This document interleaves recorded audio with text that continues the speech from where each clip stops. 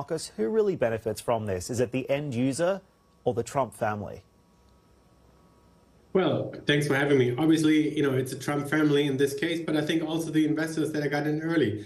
And I think that's really the story with a lot of these Bitcoin mining, Bitcoin treasury companies. It's really, getting in when the premium is very low. And of course, the premium is very much dependent on the volatility of Bitcoin itself. And of course, if the volatility is low, then of course the premium is also low. So it's really like a matter of catching the wave when actually the momentum increases. But I think here, of course, this merger with Griffin, I think it was long time expected. A lot of people knew about it. It's just that there's more clarity when those shares are going to list, when those shares are going to converge.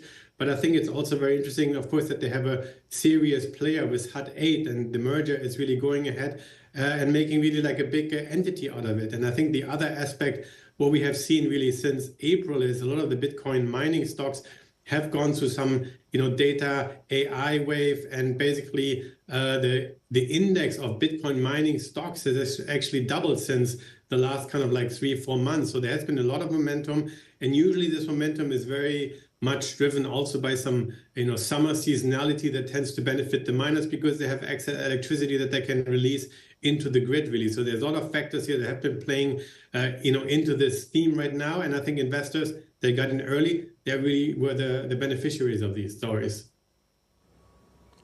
Some are calling this MAGA coin economics. What is it going to look like when we see this thing list on the Nasdaq, Markus?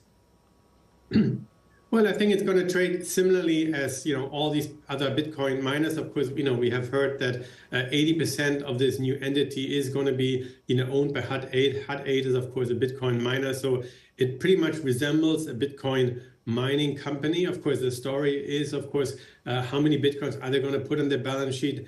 Are they going to ride the wave of the treasury companies? And can they actually do a lot more with their BTC? So in the end, the NAV premium can be, of course, used to drive the Bitcoin per share. This is what we have seen with MicroStrategy, but it definitely is dependent on the underlying volatility. And here we have seen that Bitcoin's volatility has dropped from 60 to the low 30s. And even like for next month, when there's a lot of catalyst, anything from non-farm payrolls, the labor market data, the BLS employment revisions, really, the CPI, and even the FOMC meeting, not a lot of volatility is really being priced in the market. So there's not a lot of expectations that a lot will happen next month. But I think in Q4, a lot can happen. And of course, that's usually the time when also being long these Bitcoin mining companies can be very beneficial for investors, despite the rally we have already been seeing over the last couple of months.